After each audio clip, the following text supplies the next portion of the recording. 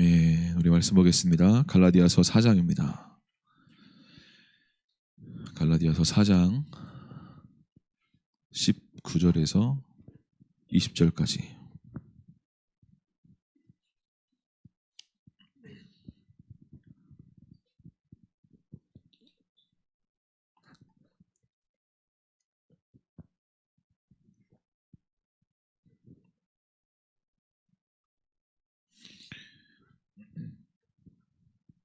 갈라디아서 4장 19절 20절 우리 두 절 말씀 우리 한 목소리로 다 같이 봉독하도록 하겠습니다. 시작.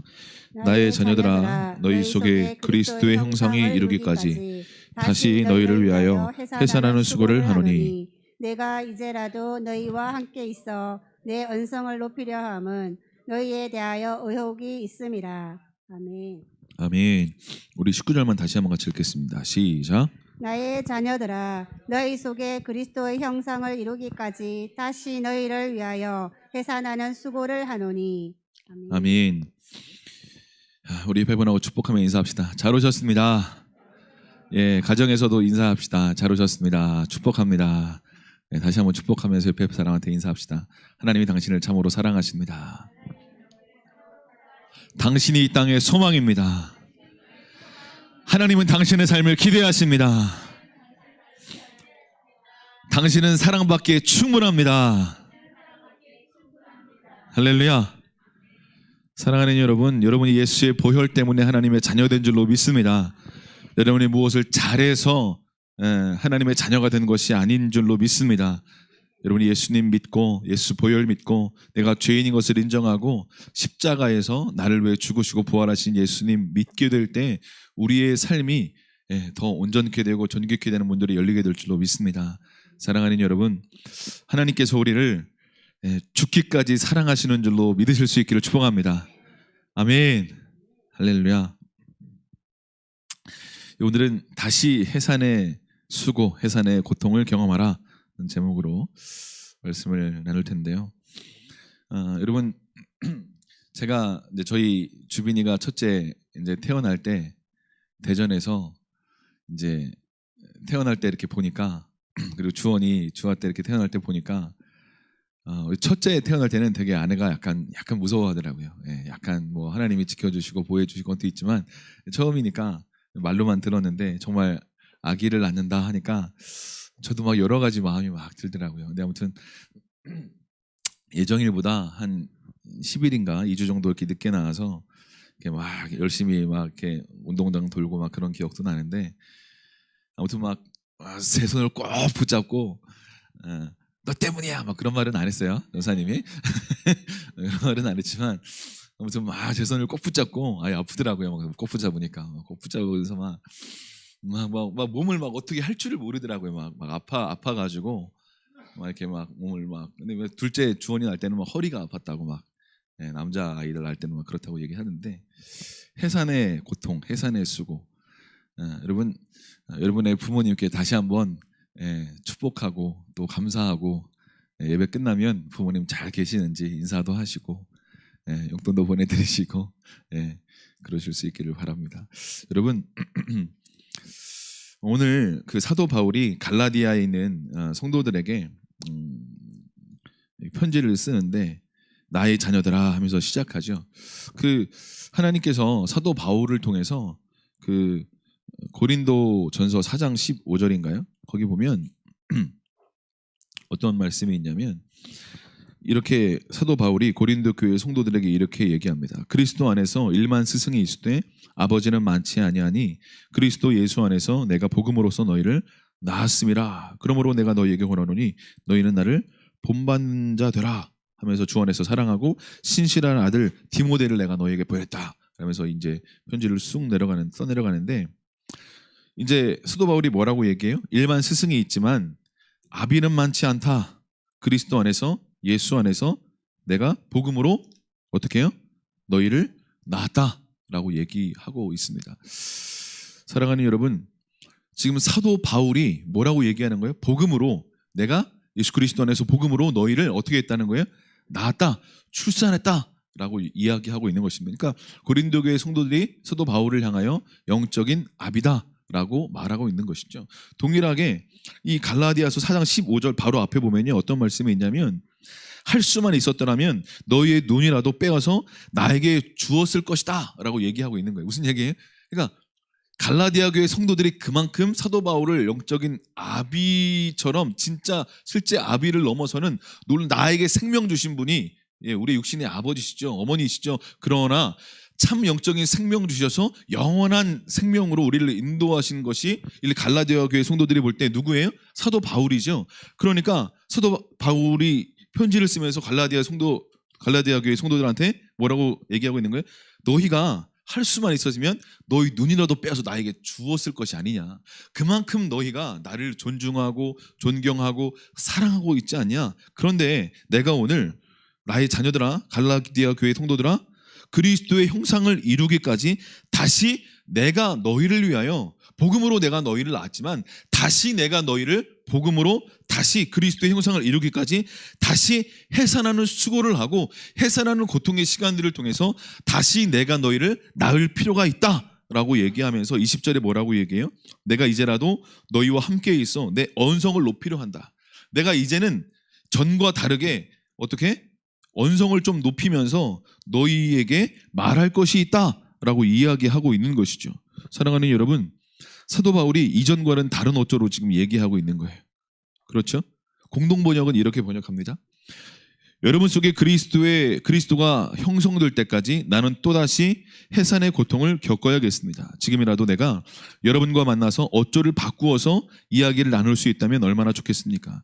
나는 여러분의 일이 걱정스러워 안절부절 못하고 있습니다. 라고 공동 번역은 번역하고 있습니다. 사도 바울이 이전과는 다른 어조로 좀 준엄하게 얘기하고 있는 거예요.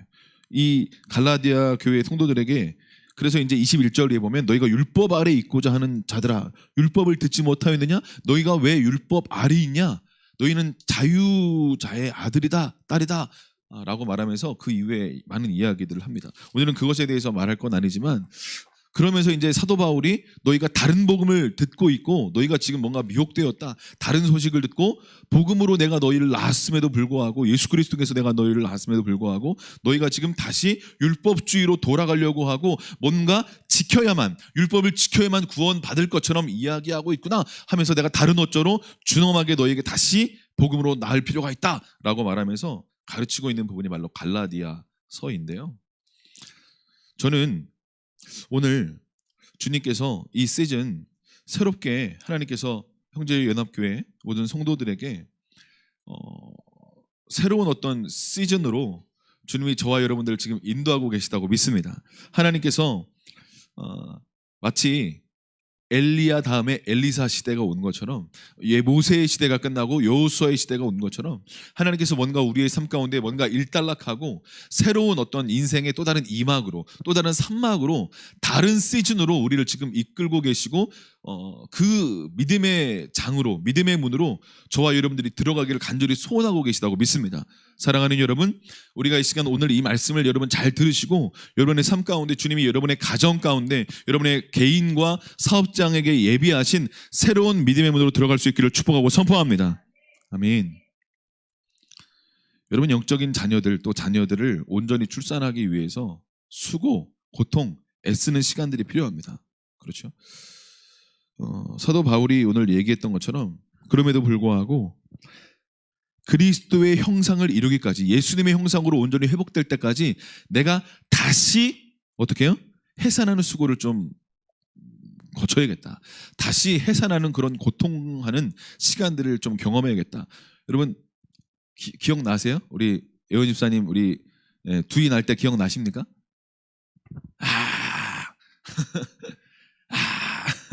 네, 제가 옆에서 봤거든요. 우리 아내가 막 소리 지르고 막 힘쓰고 애쓰고 막 TV 봤잖아요. 우리 다음 세대들도 그죠? 한 10대 번 부르짖고 그죠? 막 살을 애는 듯한 막 온 몸이 막 이렇게 막 뭐라고 표현을 안 돼요. 근데 오늘 그런 해산의 고통 오늘 사도 바울이 갈라디아의 성도 교회들을 향해서 다시 내가 해산의 그 고통과 수고를 다시 지금 해야겠다. 그만큼 뭔가 갈라디아 교회 성도들이 뭔가 지금 다른 어떤 생각들 그렇죠? 마치 금요일 날 설교에 빗대어 뭔가 옛 부대가 깨어지고 뭔가 버려지고 새 부대로 뭔가 이렇게 준비되고 뭔가 새롭게 우리의 삶 가운데 뭔가 출산되기 위해서 네가 지금 출산할 수 있는 태로 어떤 마음으로 그릇으로 준비돼야 된다라고 저와 여러분에게 말씀하고 계시지 않나라는 생각을 갖습니다. 여러분, 예수님의 형상을 이루기까지 너희를 위해 해산하는 수고를 내가 다시 해야겠다.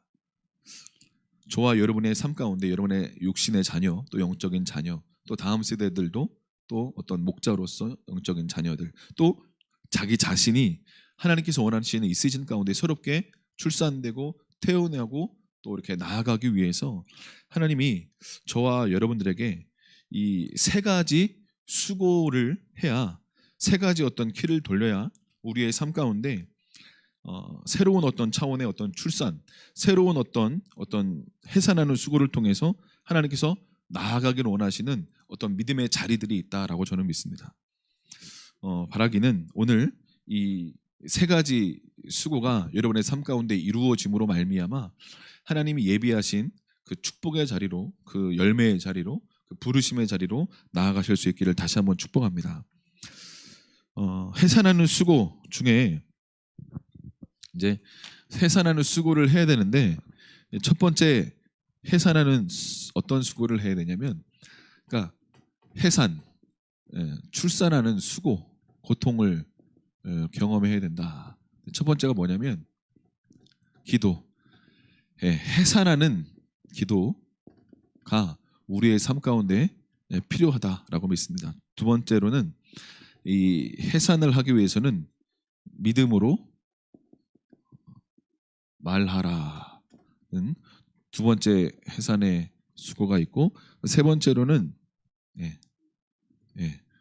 오래 참는 이 해산의 수고를 해야 된다라고 제가 기도하면서 이 세 가지가 우리의 삶 가운데 이루어져야겠다, 그런 마음을 받았습니다.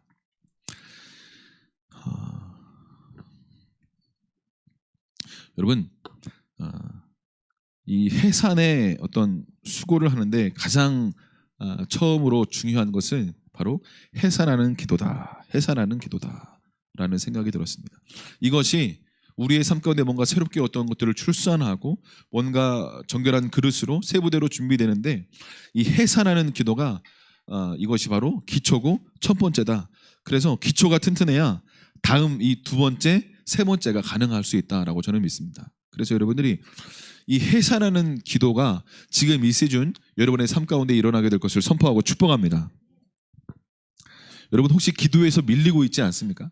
제가 지난주에 여기 앞에 나와서 이렇게 조용히 기도하고 있는데 내가 뭔가 기도에서 좀 밀리고 있다라는 생각이 들더라고요. 그래서 뭔가 우리가 기도하고 있지만 뭔가 주님과 연결되어서 주님의 마음을 받고 주님께서 원하시는 성령의 인도하심에 따라 기도하는 것이 아니라 막연하게 뭔가 기도한다고 하지만 막연하게 방언하고 막연하게 예수님을 온전히 바라보면서 연결되어서 주님과 주거니 받거니 하면서 교제하면서 기도하며 주님과 나아가는 것이 아니라 뭔가 막연하게 그냥 기도하며 막연하게 그냥 기도하고 있는 자리에서 그냥 중언부언하면서 뭔가 기도하고 있지는 않나, 여러분 스스로 돌아보실 수 있기를 축복합니다. 여러분, 저는 이 해산의 기도를 할 때 특별히 엘리야가 떠올랐어요. 그 열왕기상 18장 42절의 이후에 보면 엘리야가 갈멜산 꼭대기에서 엄청난 그 바알과 아사라 선지자들과 이렇게 일대 이렇게 대결을, 영적인 전쟁을 벌이고 바로 그 이후에 이 엘리야 선지자가 무엇하는지 여러분 아십니까? 산 꼭대기, 갈멜산 꼭대기에 올라가서 땅에 무릎을 꿇고 엎드려 얼굴 사이에 무릎을 꿇고 기도합니다. 어떤 기도를 했을까요? 저는 바로 이 기도가 해산하는 기도였다라는 마음을 받았습니다. 간절히 무엇인가를 출산하고 해산하기를 원했던 것이죠. 이스라엘은 하나님이 선택하신 민족이었습니다. 그러나 그들은 우상 숭배하며 하나님을 떠났죠. 엘리야 선지자는 다시 이스라엘이 하나님께로 돌이키기를 간절히 소원했던 것입니다. 다시 그들의 마음 가운데 무엇인가 이 하나님께로 돌이키기를 원하는, 어떤 출산하기를 원하신, 다시 아버지께로 나아가기를 원하는 것들을 출산하고 해산하는 기도를 엘리야가 했다라는 것입니다. 그러면서 이 엘리야가 특별히 어떤 것을 해산했어요? 그 땅에 3년 반의 가뭄이 있었죠. 기근이 있었습니다. 그렇죠? 그래서 엘리야가 끊임없이 뭐 했어요? 기도하죠. 근데 기도는 뭐가 떠오를 때까지 기도합니까? 손바닥만한 구름이 저 바다 건너편에서 올 때까지 끊임없이 멈추지 않고 계속해서 지속적으로 강행해서 기도한 줄로 믿습니다. 사랑하는 여러분, 기도의 자리를 사수하실 수 있기를 축복합니다. 기도를 놓치지 않으실 수 있기를 축복합니다. 여러분, 언제까지 기도해야 될까요? 예, 구름이 올 때까지. 할렐루야. 구름이 딱 떠오르니까 엘리야가 사환을 지켜서 처음에 막 얼굴을 무릎 사이에 끌고 막 기도하다가 이제 종을 보내서 저기 바다 쪽에 무슨 어떤 구름이나 뭐 없냐? 뭐가 떠오르는 게 없냐? 없습니다. 없습니다. 세 번째도 없고 네 번째도 없고 다섯 번째도 없고 여섯 번째도 없고 다시 또 기도하다가 또 보내는 거예요. 일곱 번째 저기 손바닥만한 구름이 떠올랐습니다 라고 얘기하니까 그때 이제 그러면 아합 왕에게 가서 빨리 큰 비가 올 테니까 빨리 먼저 내려가시라고 얘기해라 라고 이야기를 하는 거죠. 우리가 언제까지 기도해야 됩니까? 사랑하는 여러분, 7번까지 뭔가 주님께서 소낙비가 내릴 때까지 뭔가 사인을 주실 때까지 기도하며 나아갈 수 있기를 축복합니다. 이 엘리야의 마음 가운데 계속해서 기도할 때 손바닥만한 구름이 딱 떠올랐을 때 딱 알게 되는 것이죠. 뭘요? 이제 됐구나 믿음이 딱 올라오게 된 것입니다. 사랑하는 여러분, 믿음으로 여러분의 마음 가운데 차오를 때까지 기도하기를 포기하지 않을 수 있기를 축복합니다.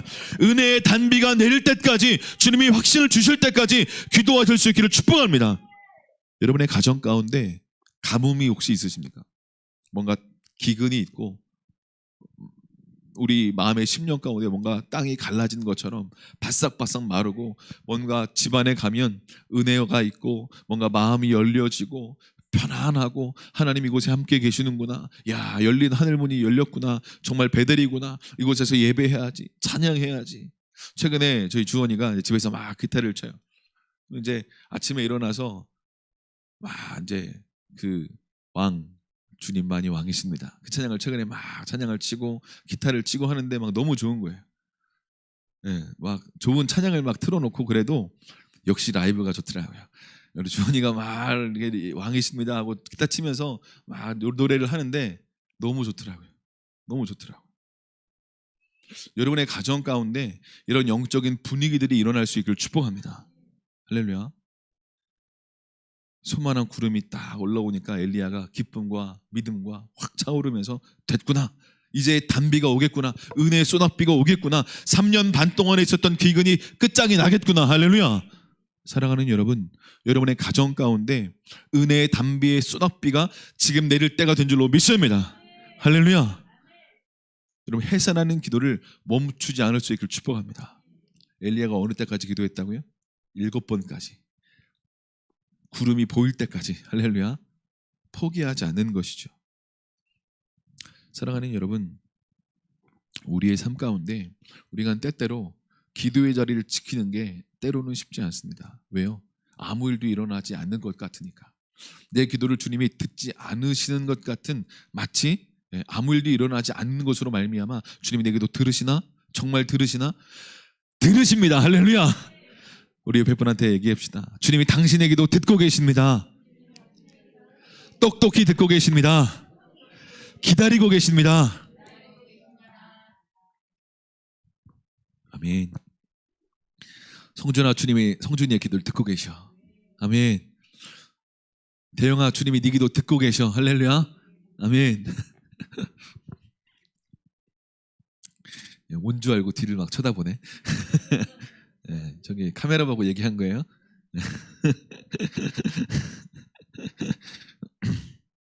사랑하는 여러분,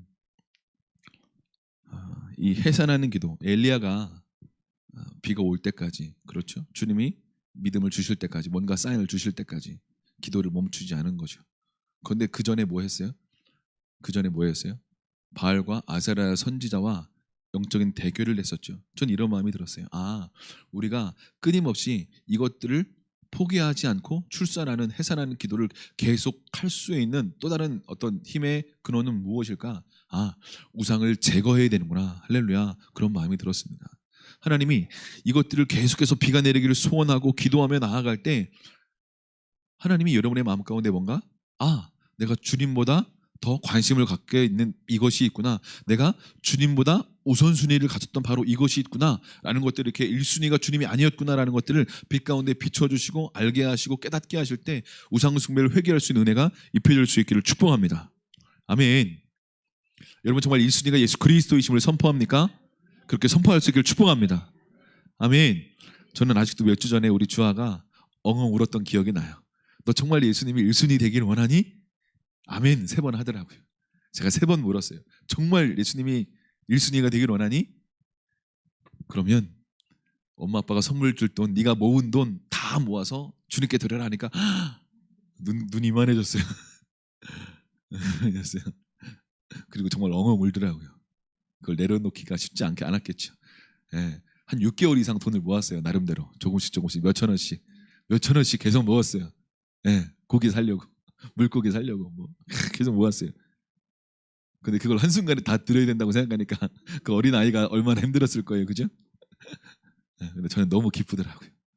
야, 이 아이가 이걸 다 드릴 걸 생각하니까 너무 기쁜 거예요. 할렐루야. 여러분 그 이후의 이야기를 좀 들으셨습니까? 그 이후에 하나님이 놀랍게 일하셨어요. 그래서 어떤 분 또 우리 교회 아닌 어떤 분이 이 설교를 들으시고 전사님의 그 설교를 들으시고 또 감동이 돼가지고 아들 주라고 또 이렇게 송금해 주시고 저희 아내한테 그리고 또 어떤 분이 감동을 받아서 주한테 또 이렇게 그 어항이랑 다 사라고 또 많은 금액을 딱 이렇게 플로잉 해주셨어요. 서로 사랑 헌금으로. 근데 또 그분이 플로잉 해준 그 간증을 듣더니 감동을 받아서 플로잉한 그 사람한테 또 플로잉을 또 했어요. 할렐루야. 그래서 막 감동하고 그분이 너무 좋아했어요. 수소문하고 찾아다니면 찾을 수 있을 거예요. 그분한테 가서 간증을 들어보세요. 그래서 우리 주아가 처음에 그 감동받은 분이 딱 앞에 와가지고 주아한테 그 서로 사는 헌금을 딱 주니까 주아가 막 이게 꿈이야 생시야 하면서 근데 그 전에 또 어떤 사람이 또 감동을 받아가지고 우리 주한테 이걸 다 사줬어요. 물고기랑 어항이랑 우리는 부모라면 절대 안 사줬을 법한 그런 막 큰 금액을 막 다 사줬어요. 우리 주아가 처음에 그 소식을 듣고 이렇게 막 했어요. 꿈이야 생시야 막 이러면서 너무 좋아가지고 나중에 막 눈물을 흘리더라고요. 그래서 이렇게 고백하더라고요. 하나님이 마이너스가 된 하나님이었다라고 내 걸 뺏어가는 하나님이었다고 생각을 했는데 더하시는 하나님이구나. 넘치도록 주시는 하나님이구나. 이런 얘기를 하면서 같이 기뻐했던 기억이 납니다. 사랑하는 여러분, 여러분의 삶 가운데 출산하는 어떤 해산의 수고가 우리의 삶에 다시 일어날 수 있기를 축복합니다. 저는 영적인 부모된 여러분들 또 부모된 우리 기성세대, 우리 부모 세대 여러분들이 또 다음 세대 여러분들도 하나님께서 여러분의 삶 가운데 뭔가 출산하길 원하시는 다시 해산하는 수고를 할 때가 바로 지금인 것을 여러분 기억할 수 있기를 축복합니다. 어떻게 하면 내가 하나님께서 지금 이 시즌 뭔가 출산하기를 원하시는데 뭔가 해산하기를 원하시는데 해산하려면 힘을 줘야 돼요. 어떻게 힘을 줘야 돼요? 젖 먹던 힘까지 꽉 다 줘야 돼요. 그죠? 온 힘을 다 줘야 돼요. 여러분 아기를 출산할 때 어떻게 합니까? 그러니까 힘을 주려고 막 이런 그거 보면 어떻게 해요? 옆에 잡을 수 있는 뭘 딱 줘요. 막 너무 힘이 들어가니까. 그렇죠?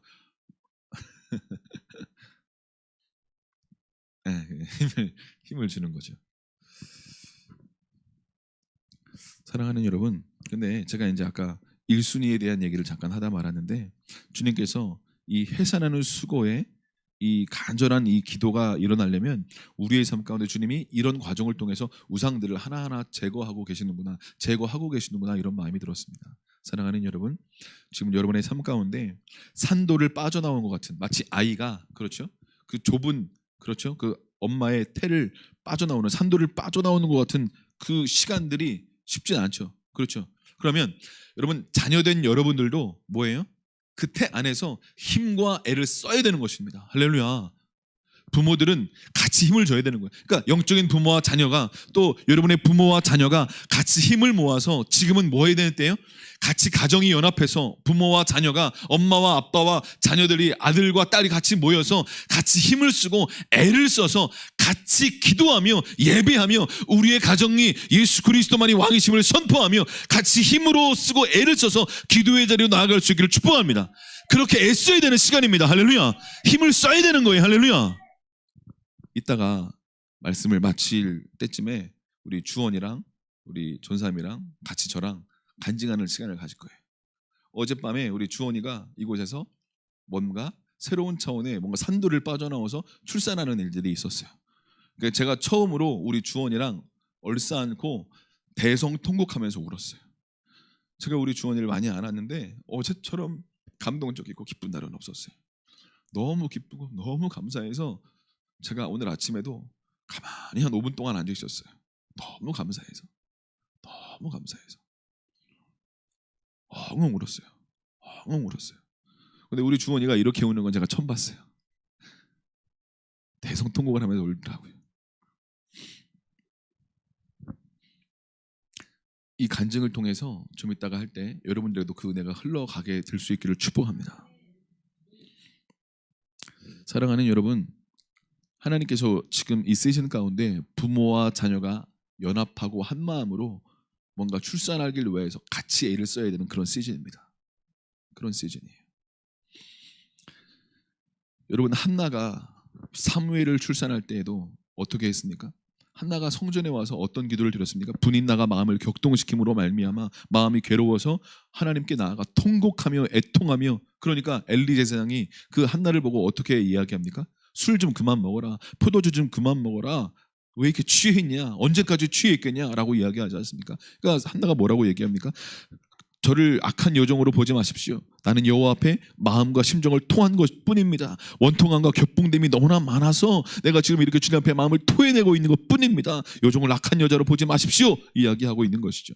사랑하는 여러분, 새로운 시즌을 열어내기 위해서 이런 어머니의 기도가 회복될 수 있기를 축복합니다. 한나의 기도가 여러분의 가정 가운데 일어날 수 있기를 축복합니다. 할렐루야.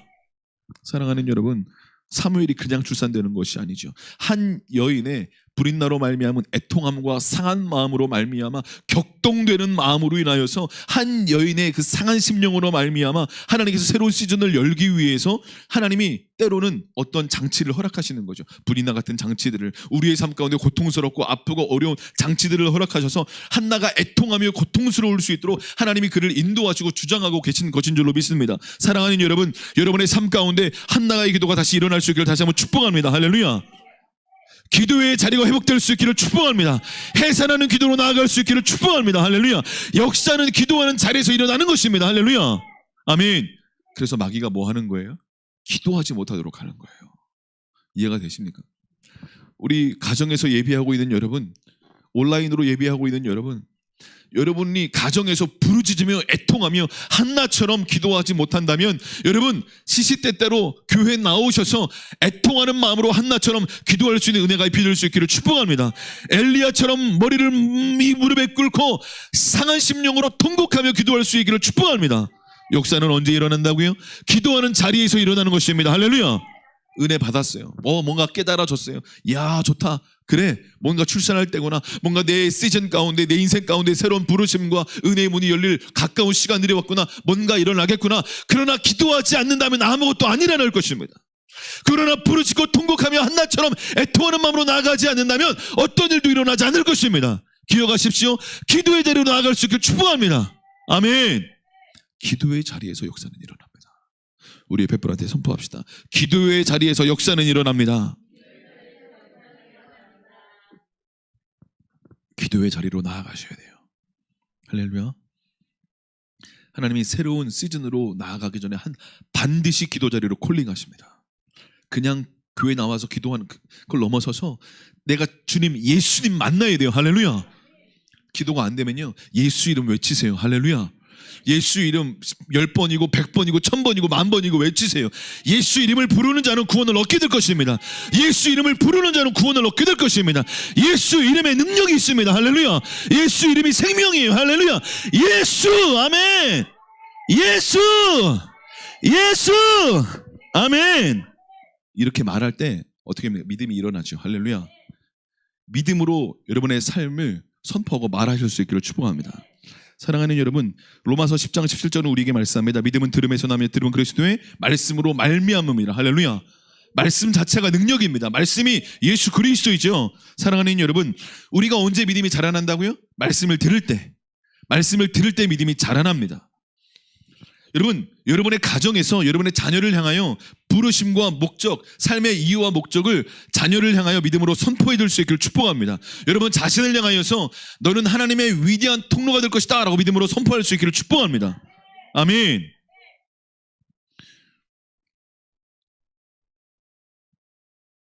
하나님께서 우리의 삶을 향한 계획과 목적이 있죠. 할렐루야. 그렇죠. 당신을 향해서 계획하신 것과 목적이 있습니다. 그러면 부모는요, 그걸 알아요. 기도하면 또 알려주시죠. 또 개인도 알아요. 그럼 어떻게 해야 될까요? 그것을 주님의 감동에 따라 믿음으로 선포하셔야 돼요. 말하셔야 돼요. 할렐루야. 마가복음 11장 23절 우리에게 말씀하고 있죠. 내가 진실로 너희에게 이르노니 누구든지 이 산더러 바다에 들려 바다에 던져지라 하며 그 말하는 것이 이루어질 줄 믿고 의심하지 아니하면 어떻게 된다? 그대로 된다. 그러면 그대로 되고 응답되는 역사는 어떨 때 일어나는 거예요? 말하는 것이 뭐예요? 말하는 것이 믿고 의심하지 않으면 어떻게 된다? 그대로 된다. 말하는 대로. 할렐루야. 하나님이 여러분에게 넣어주신 감동, 말씀들이 있습니다. 할렐루야. 그러면 어떻게 해야 돼요? 말하고 선포해야 돼요. 아멘. 몇 주 전에 그 기도하는 엄마들이라고 우리가 주일 오후에 같이 세미나를 했습니다. 천안에 있는 그 교회 집사님을 통해서 세미나를 받았는데 제가 이거를 가지고 지난주에 아내랑 같이 했습니다. 1시간 안 되게 딱 했어요. 좋더라고요. 말씀을 넣어서 아이들의 이름을 넣어서 자녀들의 이름을 넣어서 저희 아내는 주빈의 이름, 저는 주원이 주아의 이름을 넣어서 말씀을 가지고 선포했어요. 네, 말씀을 가지고 있는 그대로 선포하고 자녀들을 축복하며 기도하기 시작했습니다. 사랑하는 여러분, 하나님께서 여러분의 삶 가운데 말씀으로 자녀들을 축복하고 선포하는 일들이 일어날 수 있기를 축복합니다. 말하셔야 돼요. 할렐루야. 말하셔야 돼요. 할렐루야. 왜? 믿음은요, 말할 때 풀어집니다. 할렐루야. 그래서 마귀는요, 우리가 뭐 하기를 두려워하게 만듭니까? 말하는 것을 두려워하고 말해도 아무 일도 일어나지 않을 거라고 속이는 것입니다. 사랑하는 여러분, 말할 때 역사가 일어납니다. 할렐루야. 말할 때 역사가 일어나는 거예요. 할렐루야. 그래서 말하셔야 돼요. 할렐루야. 말이 영입니다. 말이 영이에요. 할렐루야. 그러므로 주님이 뭔가 마음을 감동 주시고 또 말씀으로 뭔가 나에게 감동을 주신다면 선포하는 거예요. 오늘 말씀처럼 그리스도의 형상을 이루기까지 다시 해산하는 수고를 함께하는 아들로 딸로 일어날지어다. 할렐루야.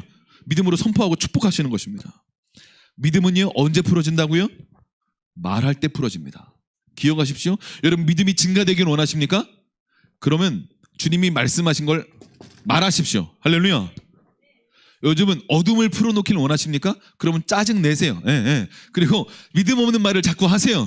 부정적인 말을 자꾸 하세요. 그럼 귀신이 풀어질 겁니다. 와우! 놀라운 삶이 예비되어 있어요. 귀신이 풀어지는 삶. 그렇게 살면 안 되겠죠. 사랑하는 여러분, 주님이 말씀하신 믿음의 말을 풀어내실 수 있기를 축복합니다.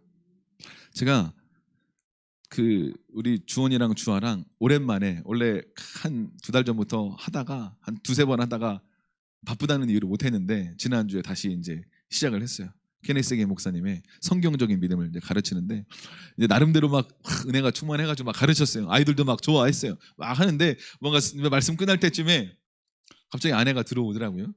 그래서 나가라, 방해된다. 춥다, 갈 데가 없다, 여기밖에 없다, 날 좀 내버려 둬라, 가만히 있겠다, 그래서 나가라 제가 그랬어요. 근데 아무튼 근데 가만히 있겠다, 나 좀 있게 해달라. 그래서 이제 조용히 거기 가만히 있어라, 그러면 조용히 있어라, 가만히. 이제 제가 뭔가 막 얘기하는데 주원이에 대해서 믿음의 말을 너를 통해서 새 일을 행하실 거야, 너의 연약함이 있지만 만약에 뭐 게으르다면 너는 부지런한 믿음의 삶으로 일어날 거야 라고 믿음의 말을 이렇게 선포하면 막 좋잖아요. 그죠? 근데 제가 이거를 막 가르치고 있었어요. 바로 이 말씀으로 가르치고 있었어요. 와, 하나님께서 믿음으로 너에게 새 일을 행하실 거야. 그래서 뭔가 믿음으로 말해야 되는데 제가 믿음으로 말하지 않고 부정적인 얘기를 막 하고 있는 거예요. 야, 그러면 안 되지. 너 왜 그랬어? 너 왜 그런 거야? 너 왜 그런 거야? 하면서 막 부정적인 얘기를 막 하고 있는데 주원이가 막, 저는 잘 몰랐어요. 마음이 어렵고 저한테 문이 닫혔나 봐요. 문이 닫혔어요. 나중에 같이 기도하려고 그러는데 뭔가 분위기가 쌓여진 거죠. 안 좋아졌어요. 그래서 아내가 이제 도와주려고 이제 한두 마디를 하기 시작했어요. 제가 뭔가 기분이 안 좋아가지고 조용히 하세요. 내가 알아서 해요. 하면서 이제 막 이렇게 뭔가 이렇게 제 마음도 불편해지고 어려워지기 시작했어요. 근데 하나님은 이 상황을 통해서 또 주원이와 주아와 저의 마음을 뭔가 이렇게 드러내시면서 다시 회개케 하셨어요. 믿음으로 말하면 그대로 된다는 걸 가르치면서 저는 부정적인 얘기, 뭔가 믿음 없는 얘기, 뭔가 교정한다고 말하면서 하나님께서 이런 교정하고 훈계할 영역들이 있겠죠. 그런데 이 부분만 주목해서 보면서 이러면 안 돼. 너 이러면 되겠니? 어떻게 이래서 되겠어? 왜 이렇게 사는 거야? 이러면 되겠어? 하면서 자꾸 이것만 집중하며 얘기하는 거예요. 물론 이걸 얘기할 필요가 있지만 반대로 만약에 아까 말씀드린 것처럼 뭔가 게으르다면 이런 건 고쳐야 되지 않겠니? 하나님께 너를 부지런하게 하실 거야. 부지런할 때 하나님께 너를 지혜롭게 하실 거고 풍성하게 하실 거고 너의 삶에 부르심이 열릴 거고 온전케 될 거야. 너는 그런 사람으로 일어날 거야. 할렐루야. 막 그렇게 얘기하면 얼마나 좋을까요? 근데 제가 그렇게 얘기 안 했어요. 이것만 얘기했어요. 왜 이렇게 게으른 거야? 너 왜 이렇게 게을러? 너 오늘도 그랬지? 너 다 했어? 막 이러면서 막 이것만 얘기하는 거죠. 제가 스스로 볼 때도 내가 좀 아니다. 좀 잘못했다. 이런 마음이 들더라고요. 그래서 주원이한테 미안하다라고 얘기하고 회개하고 같이 부르짖고 아내의 도움도 받고 그래서 이제 좋은 또 시간을 가지면서 마무리를 했던 것이죠. 사랑하는 여러분, 응답받기를 원하십니까? 뭔가 여러분의 삶이 변화가 되기를 정말 원하십니까? 그렇다면 여러분 꼭 기억하십시오. 믿고 말하셔야 됩니다. 할렐루야. 이 말한다는 건 행동하는 것과 똑같은 거예요. 여러분, 우리의 삶의 응답은요 그냥 절대로 오지 않습니다. 믿고 행동해야 돼요. 믿고 말해야 돼요. 여러분 보세요. 믿지 않고 말하면 어떤 일도 일어나지 않습니다. 믿지 않고 행동하도 어떤 일도 일어나지 않습니다. 믿고만 있고 말하지 않으면 어떤 일도 일어나지 않을 것입니다. 믿고만 있고 행동하지 않으면 어떤 일도 일어나지 않을 것입니다. 응답은 어느 때 옵니까? 열매는 어느 때 옵니까? 성취는 어느 때 옵니까? 믿고 말하고 행동해야 돼요. 할렐루야. 그런 일들이 일어나게 될 것을 선포합니다. 할렐루야. 많은 분들이 믿기만 해요. 그리고 감 떨어지길 기다리는 거죠. 언제 떨어지지? 믿고 있는데 나 믿고 있는데 감 떨어지길 기다리지 마십시오. 할렐루야. 뭐래도 작대기를 가져와서 감을 쳐야 되는 거예요. 할렐루야. 뭐래도 하셔야 되는 거예요. 떨어질지라도 하셔야 되는 거예요. 뭐래도 쳐야 되는 거예요. 할렐루야. 사랑하는 여러분, 우리의 삶 가운데 여러분에게 뭔가 믿음으로 말하기를 원하실 때 겸손하지만 담대하게 주님의 감동에 따라 이야기하실 수 있기를 축복합니다. 멈추지 마십시오. 할렐루야. 이거 안 되는 거 아니야? 안 될 것 같은데? 괜히 얘기했다가 하나님의 영광만 가리는 거 아니야? 아니요. 될 때까지. 할렐루야. 될 때까지. 할렐루야. 그게 어디서 그 에너지가 나오는 거예요? 해산하는 기도를 통해서 이게 할 수 있는 은혜와 기름 부음과 에너지가 나오는 것입니다. 할렐루야. 이렇게 했는데 뭔가 이렇게 했는데 한두 번 했는데 두세 번 했는데 아니 7, 8번 심지어 1년 동안 했는데도 뭔가 일어나고 있지 않은 것 같아. 조금 더 힘쓰고 애써서 손바닥만한 구름이 올라올 때까지 믿음으로 전진할 수 있기를 축복합니다. 저는 마지막으로 오래 참는 수고를 해야 된다 이런 마음을 받았습니다. 여러분 오래 참는다는 건 한마디로 말하면 뭐예요? 끝까지 포기하지 않는 것이죠. 사랑의 수고다라고 볼 수가 있을 것입니다. 여러분 자녀가 부모 마음대로 되지 않습니다. 그렇죠? 부모는 그렇게 사랑스럽던 자녀들이 말을 듣지 않고 반항하고 심지어 거역하는 모습을 보면서 때로 당황하죠. 사랑하는 여러분, 그런데 이 부모가 자녀들을 보면서 정죄하고 판단하지 않고 너 왜 이래? 너 혼자 큰 줄 알아? 너 어떻게 이럴 수 있어? 엄마한테 아빠한테 왜 이러는 거야? 판단하고 정죄하기 전에 아이의 마음을 이해하려고 마음을 낮추고 들을 수 있는 겸손함이 입혀질 수 있기를 축복합니다. 화부터 내지 말고 뭔가 들으셔야 돼요.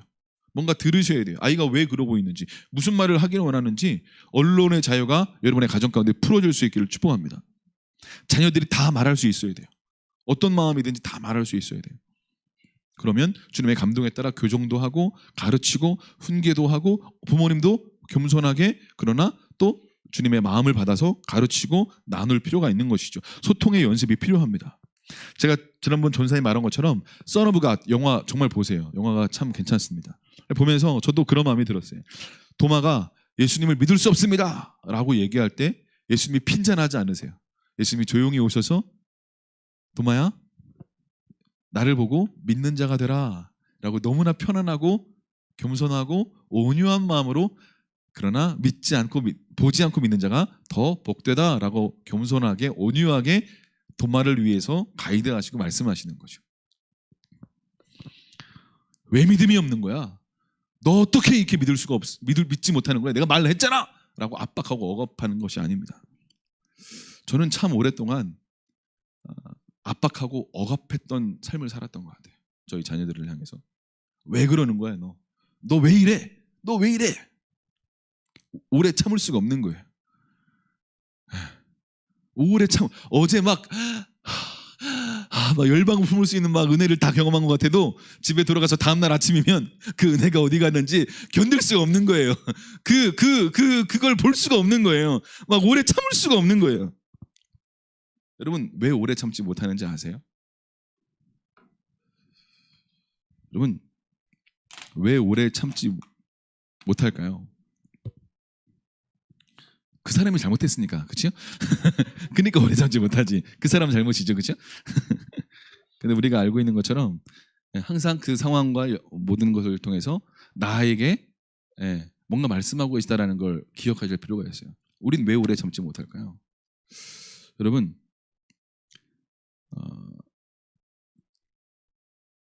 왜 사람들이 오래 참지 못하냐면요, 자기 용납이 안 돼서 오래 참지 못해요. 그러니까 보세요. 자기 용서가 안 되면요, 제가 이따가 간증을 하겠지만 제가 아빠로서 너무 부족하다라고 느꼈던 영역들이 있었어요. 제가 자기 용서가 안 되는 거예요. 너 아빠가 왜 이러니? 목사면서 아빠가 왜 이러니? 자기 용서가 안 된 영역이 있었던 것이죠. 자기 용서가 안 되면요, 자기를 용납할 수가 없어요. 그러면 자기 용납이 안 되면 어떤 일이 일어나냐면요, 다른 사람도 용납이 안 돼요. 이해가 되십니까? 타인, 그렇죠. 자녀들도 자기 용서가 안 되면 자기와 비슷한 영역의 어떤 부분이 딱 올라오면 그 사람도 용서가 절대 안 됩니다. 용서가 안 돼요. 그 참지를 못하는 거예요. 그러니까 자기 용서가 안 되면 자기 용납이 안 되고요. 그러니까 자기 용서와 자기 용납이 안 되니까 다른 사람도 동일한 어떤 영역함이 올라오면 용서가 안 되는 거예요. 그리고 용납이 안 돼요. 그러니까 어떻게 해요? 용납이 안 되니까 오래 참을 수가 없는 거예요. 밑에서 막 뭔가 올라오는데 얼굴이 울그락불그락 하면서 막 뭐 참아야 되긴 하는데 어떻게 막 할 수가 없는 거예요. 막 그죠? 막 견딜 수가 없는 거예요. 참기는 참아야 되는데 지금 무슨 말을 했다가는 사고 칠 것 같고 뭐 잘못될 것 같으니까 뭐 어떻게 할 수도 없는데 막 그쵸? 막 그렇게 되는 거예요. 사랑하는 여러분, 오래 참기를 원하십니까? 사랑하기를 원하십니까? 주님은 사랑이시잖아요. 사랑하기를 원하십니까? 오래 참기를 원하십니까? 같은 말이에요. 사랑은 오래 참는 거니까. 근데 왜 오래 참지 못하냐고요? 자기 용서와 자기 용납이 안 돼서 다른 사람도 용납이 안 되고 용서가 안 되는 거예요. 그래서 참을 수가 없는 거예요, 그 인간이. 이해가 되십니까? 그러니까 그 사람을 오래 참고 용납하고 용서하려면 먼저 자기 용서가 선행되어야 합니다. 자기 용납이 선행되어야 돼요. 그러니까 자기 용납과 용서가 안 되는 사람일수록 분노가 끌어올라요. 왜? 자기를 용납해 본 적이 없어요. 자기는 용납받고 용서받고 뭔가 수용받을 만한 자격이 없어. 그렇기 때문에 항상 내 안에 분노와 혈기로 뭔가 이렇게 들끓어올라요. 조금만 한번 휙 저어주면 휙 해가지고 이렇게 올라오는 거죠. 무슨 상황으로만 조금만 휘어져도 확 분노가 올라오는 거예요. 용서하고 용납이 안 되는 거예요. 오래 참을 수가 없는 거죠. 사랑하는 여러분, 하나님께서 여러분의 삶 가운데 당신을 어떻게 용서하셨는지, 하나님이 당신이 회개할 때 용서하십니다. 할렐루야. 용서를 받아들이세요. 할렐루야. 그리고 자기 스스로를 용납하세요. 할렐루야. 용서하세요. 할렐루야. 주원이랑 전사님 나올 준비하시고 나오시면 될 것 같아요.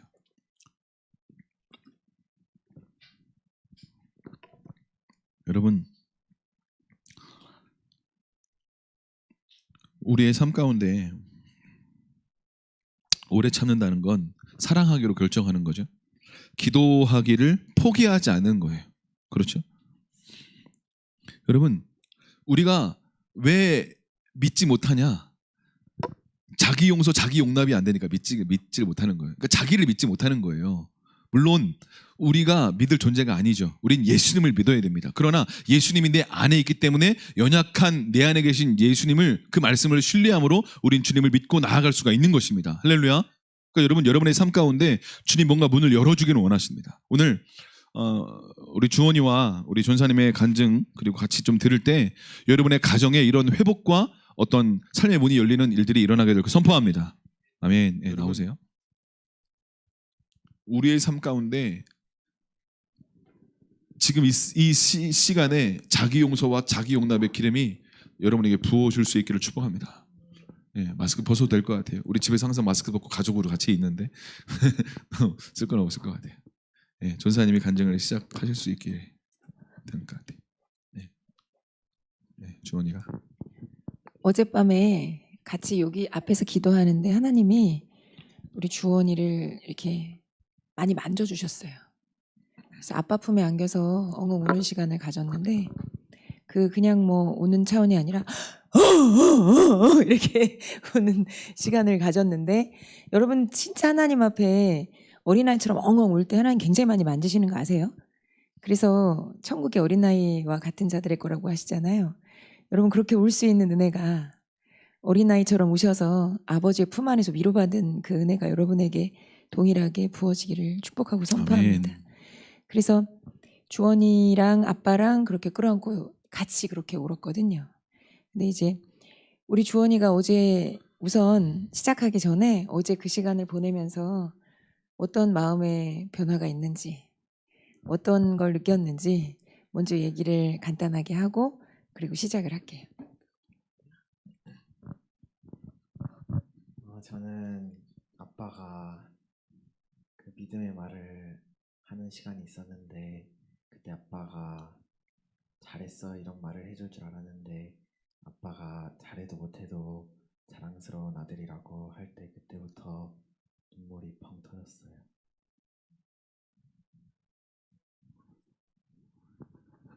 치유받으면서 어떤 마음이 들었냐고 제가 한 번 더 물었어요. 그래서 그냥 마음이 되게 따뜻했어요. 저희 주원이가 지금 15살이잖아요. 여기 셋 키우는 우리 박형구 집사님과 재현 집사님 잘 아실 거예요. 세 아이 중에 제가 셋째를 낳았을 때 저희 언니 중에 세 아이를 키우는 언니가 있어요. 저한테 뭐라고 조언을 해주냐면, 첫째는 첫째라서 손이 가는데 막내는 막내라서 손이 간다. 근데 둘째는 의도적으로 손을 대줘야 돼, 만져줘야 돼, 이렇게 얘기를 하더라고요. 처음에 애를 낳았을 때는 그게 무슨 소리인지 몰랐어요. 여기 동의가 되시나요? 우리 새 아이를 키우시는 우리 부모님들, 하민이 만져줘야 돼. 혹은 자기 자신이 둘째나 셋째나 뭐 이렇게 셋 넷 중에 이렇게 낀 어떤 그 사이에서 자라신 분들, 아마 이 말이 뭔지 이해가 좀 되시지 않을까 싶어요. 사랑하지 않는 건 아니에요. 사랑해요. 자녀를 다 사랑하잖아요, 부모님들이. 근데 사랑하는데 그게 의도치 않게 서열상 손이 잘 가지 않게 되는 그런 이게 난점이 좀 있어요. 그러다 보니까 또 둘째는 또 되게 아주 특별해요. 싸울 때 항상 낀 둘째랑 항상 연로가 돼 있어요. 첫째는 둘째랑 부딪히고 셋째는 또 둘째랑 부딪히죠. 그래서 항상 혼나는 그 중심의 주인공에는 항상 또 둘째가 끼어 있어요.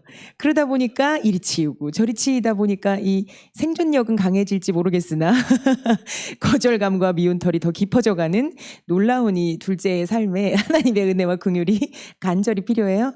우리 주원이가 그런 둘째예요. 근데 이 아이가 이제 특이하게 이제 교회에서 같이 생활을 하고 자라다 보니까 뭔가 이 경직돼 있는 영역이, 그러니까 가정 안에서만 둘째가 아니라 얘는 교회에서는 또 목사 아들인 거죠. 물론 여러분들 다 너무 좋으신 분들이라서 아이한테 뭐 엄청나게 막 혼을 내거나 압박을 주시거나 이러시는 분들은 거의 안 계신데, 그럼에도 불구하고 스스로 뭔가 이 목사 아들로서 잘해야 한다, 이런 의식구조가 또 강하게 있는 거예요. 그게 누가 심어줬겠어요, 그거를. 엄마 아빠가 주로 심어줬겠죠. 근데 이렇게 하면서 우리 주원이가 되게 재밌었던 거는, 저희 두 번째 성전에 있을 때 막 재정적으로 세도 비싸고 막 힘들고 이럴 때, 아빠 이번 달 뭐 다 괜찮아요? 이러면서 괜찮아요? 우리 뭐 저기 재정 뭐 괜찮아요? 안 모질라요? 뭐 이런 거 초등학교 와서 4학년이 와서 자꾸 물어보고 와서 근데 실제로 얘는 그때 한 10살, 11살에 무슨 생각이 있었던 거냐면 부족하면 자기 용돈이라도 좀 이렇게 좀 어떻게 좀 보탤까 이런 그 애어른 같은 생각도 있었던 것 같아요. 기특하죠. 생각 자체는. 근데 문제는 뭐냐면 여러분 그 아이는 아이다워야 건강한 거예요. 그 10살은 10살 같아야 돼요. 10살의 특징은 특히 남자의 특징은 개구지다. 까분다. 사고친다.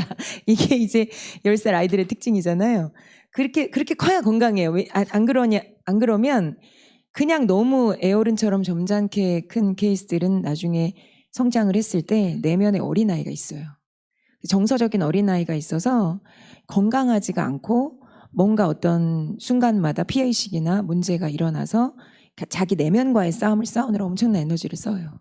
근데 이제 물론 개구쟁이고 사고 많이 쳤죠. 뭐 부엌에서 뭐 하다가 불도 내키기도 조그만 내키기도 하고 아무도 모르게 수습하고 뭐 이랬지만 그럼에도 불구하고 이 아이가 사실은 세 아이 중에 가장 그 이렇게 에너지가 밖으로 있도록 태어난 기질이에요. 다들 주원이가 얌전한지 아시는데 사실은 얘가 그 옛날에 한 수년 전에 이렇게 잡으면 푹 튀어나와서 막 돌아다니고 막 뛰어다니고 이랬던 하민이 제가 보면서 주원이 생각이 많이 났어요. 진짜 어렸을 때는 얼마나 에너지가 넘치는지 마트를 가면 곧장 앞으로 막 팍 달려가는 거예요. 총알처럼. 그래서 얘를 잃어버릴까 봐 2살 때 빨리 또 걸었거든요. 그 이렇게 배낭 같이 생긴 그 강아지 인형 그 배낭 같은 걸 딱 매주고 버클을 앞에 딱 채우고 꼬리가 한 1m쯤 돼요. 꼬리를 딱 잡고 강아지 끌듯이 그러면 얘가 막 달려가다 하고 뒤로 가가지고 또 달려가다 하고 뒤로 가고 이러면서 그 아이를 잃어버리지 않기 위해서 뭐 비인격적으로 대한다기보다는 일단 잃어버릴 것 같으니까 애를 애를 잃어버리면 이런 어떤 어려운 일이 어디 있겠어요. 이 에너지를 감당을 못해서. 근데 이제 저희가 이 아이를 이제 교회에서 어느 영역 이 종교적으로 이제 뭐 말씀 듣는 걸 가르친다거나 물론 나름은 인격적으로 한다고 했는데 제가 아주 기억이 나요. 이 2번째 줄에 이제 제가 말씀 전하는 날 목사님하고 주원이 좋아하고 이렇게 딱 앉아가지고 딱 말씀을 들을 때 말씀 다 끝나고 어땠냐 물어보면 몰라 너무 화가 나 막 이러는 목사님의 반응.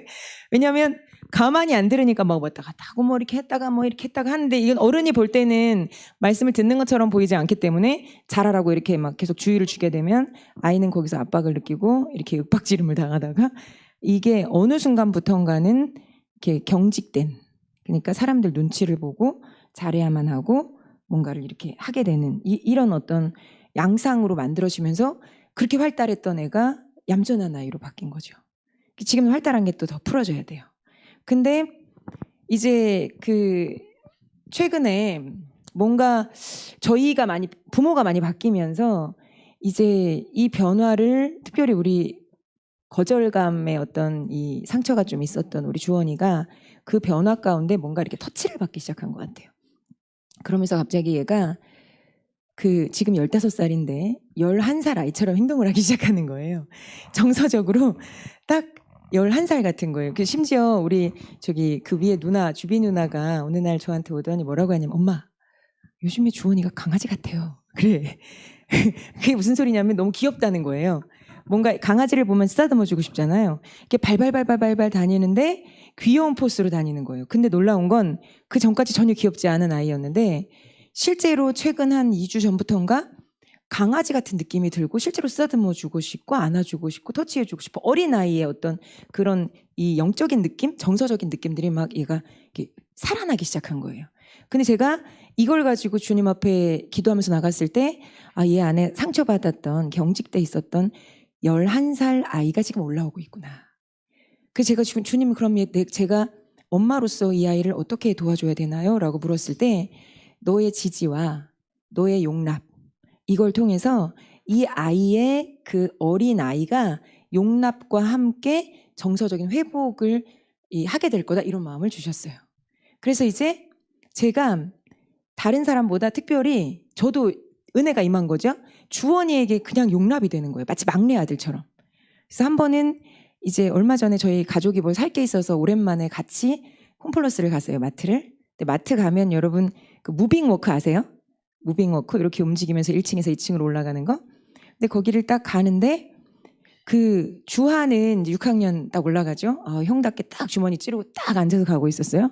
근데 우리 주하의 형님인 우리 주원이는 어떻게 가고 있었냐면 옆으로 막 올라갔다가 퍽 내려오고 옆으로 또 막 올라갔다가 퍽 내려오고 이러면서 딱 그 행동 양상이 초등학교 4학년 남자아이가 하는 그런 행동을 막 하면서 즐거워하면서 막 가고 있는 거예요.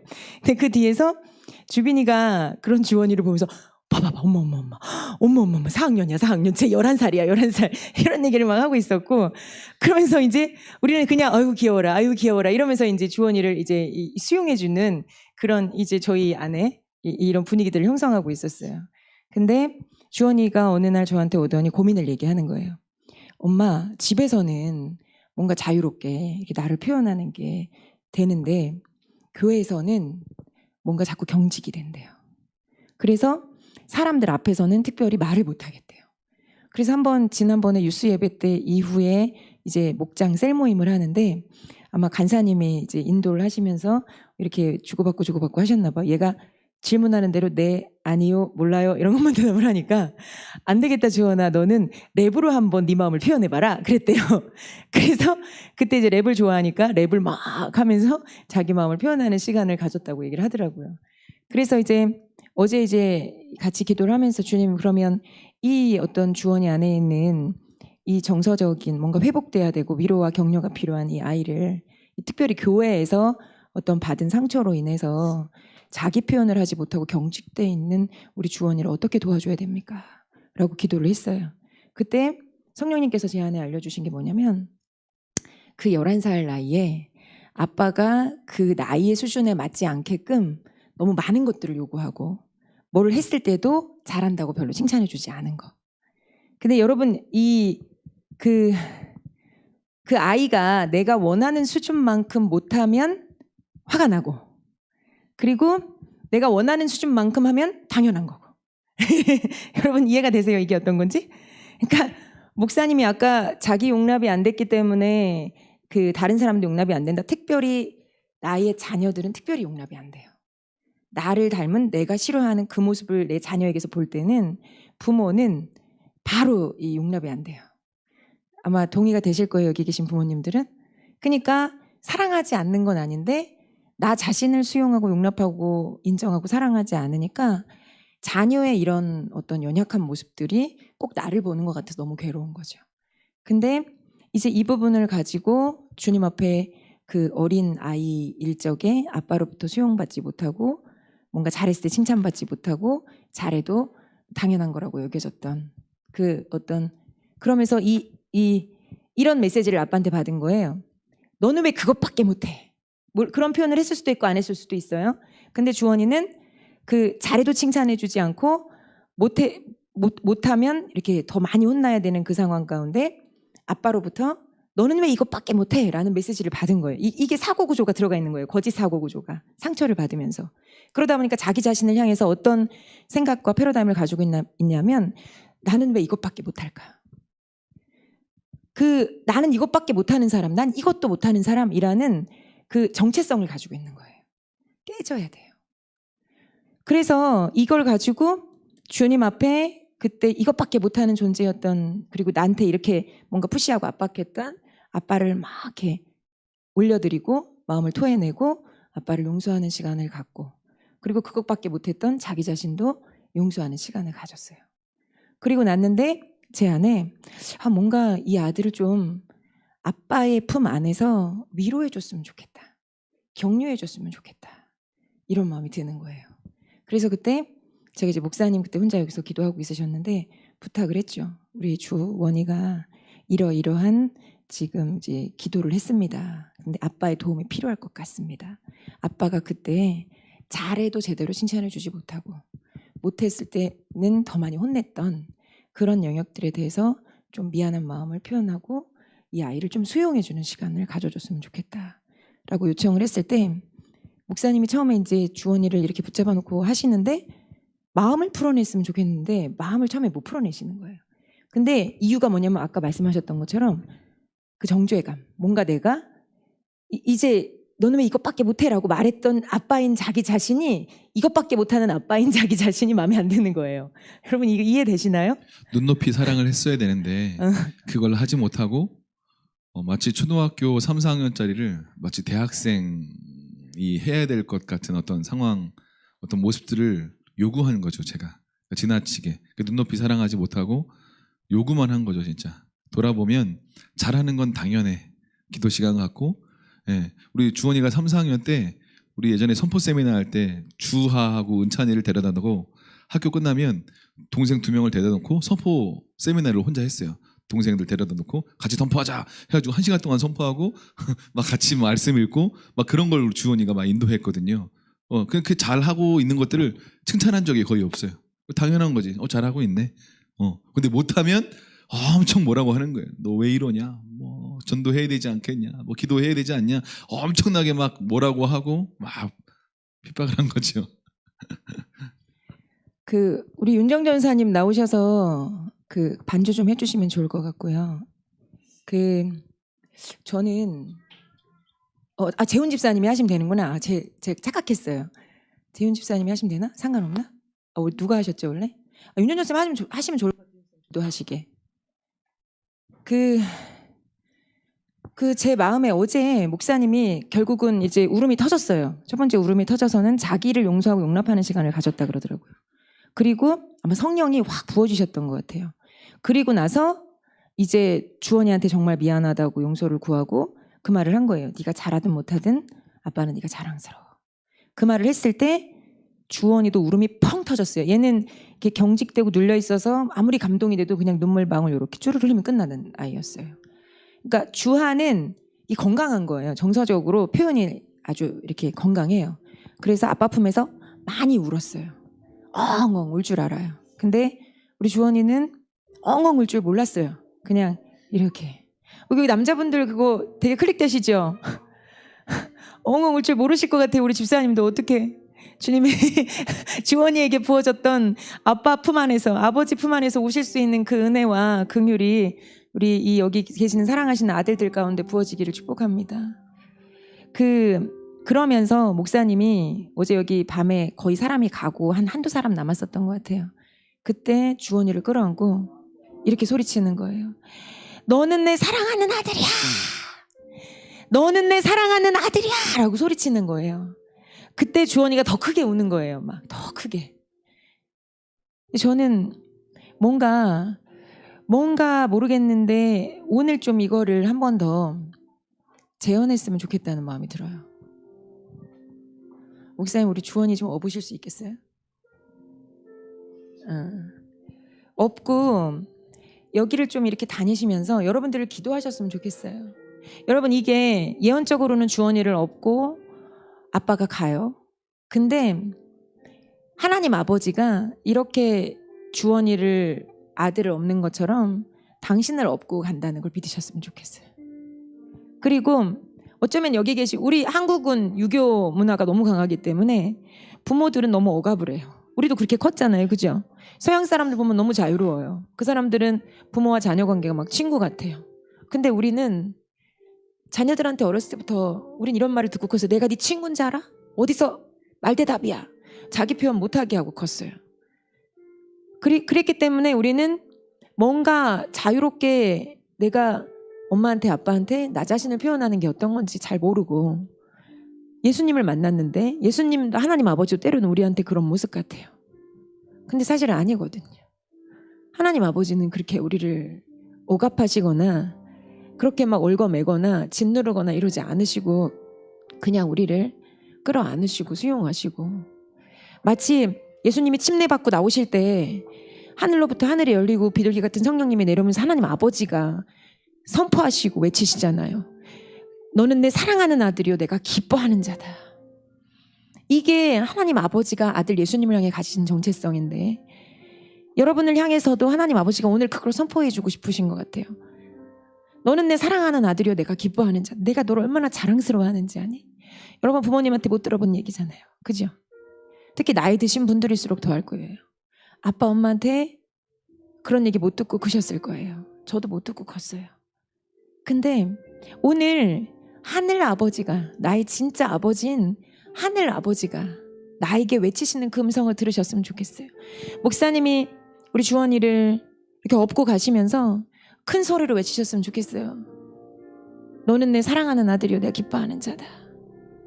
제가 어제 기도하면서 우리 주원이를 꼭 안고 엉엉 울면서 그렇게 얘기했어요. 너는 내 사랑하는 아들이고 내 기뻐하는 아들이다. 유대인들이 13살 때 그렇게 자녀를 등에 업고 마을 한 바퀴 돈다고 하더라고요. 제가 그 생각이 나면서 우리 주원이를 엉엉 울면서 선포했어요. 너는 내 사랑하는 아들이고 내 기뻐하는 자다. 너는 내 사랑하는 아들이고 내 기뻐하는 자다. 여러분, 우리 주원이가 이것밖에 안 되는 나, 이것밖에 안 되는 것 같은 나, 그게 사실 부모님이 심어준 메시지예요. 이것밖에 못하는 것 같은 나, 이걸로 인해서 뭔가 그 잘못된 거짓된 정체성을 가지고 괴로워했단 말이에요. 혹시 당신 이야기는 아니에요? 나한테 주시는 네가 이거 잘못 가지고 있는 거짓말이야 라고 주님 말씀하고 계시진 않은가요? 여러분, 이 시간 하나님 아버지께 여러분의 마음을 여시고 초점을 맞추세요. 그리고 지금 목사님이 주원이를 업고 가지만, 그리고 아들을 향해서 아버지의 마음을 선포하지만 그게 당신을 향한 마음이라는 걸 믿으셨으면 좋겠어요. 그리고 당신을 향한 하나님 아버지의 선포라는 걸 믿으셨으면 좋겠어요. 당신을 향해서 하나님 아버지가 지금 하시는 그 음성이라는 걸 믿으셨으면 좋겠어요. 그리고 내 것으로 받으셨으면 좋겠어요. 그럴 때 당신 안에 어쩌면 11살 아이의 그 정서적인 불안한 그 어떤 해소되지 않은 그 영역들이 여러분들이 선포를 들으면서 여러분 안에 열리고 일어나고 나올 수 있어요. 그 아이가 아버지의 사랑의 터치를 받으면 깨어나고 자라날 수 있어요. 여러분 이것들을 믿으시고 하나님 아버지의 선포를 들으셨으면 좋겠어요. 하나님 아버지는 당신을 자랑스러워하세요. 하나님 아버지는 당신을 자랑스러워하세요. 하나님 아버지는 당신을 사랑하시고요. 하나님 아버지는 당신을 향해서 너는 내 사랑하는 아들이고 내 기뻐하는 딸이라고 하세요. 나는 너를 한 번도 부끄러워하거나 수치스러워한 적이 없어. 네가 뭔가를 잘하지 못하는 것 같아도, 네가 뭔가를 완벽하게 해내지 못하는 것 같아도 나는 너를 완벽하게 사랑하고 있고 완전하게 존중하고 있고 온전하게 기뻐하고 있다고 말씀하시는 주님의 음성을 들으시는 그런 시간이 될 수 있기를 축복해요. 여러분들 부르짖으셔도 좋고 방언하셔도 좋고 아니면 선포하셔도 좋고 주님 앞에 오셔도 좋아요. 하지만 주님의 음성을 들으시는 그런 시간이 될 수 있기를, 여러분의 마음을 여시면 하나님의 음성이 들릴 거예요. 목사님의 선포지만 하나님의 음성으로 여러분에게 나를 사랑하시는 아버지의 음성, 아버지의 목소리를 여러분 받으시는 시간이 되기를 축복하고 선포합니다. 우리 우선 주여 한 번 외치고 같이 기도하면서 나아가겠습니다. 주여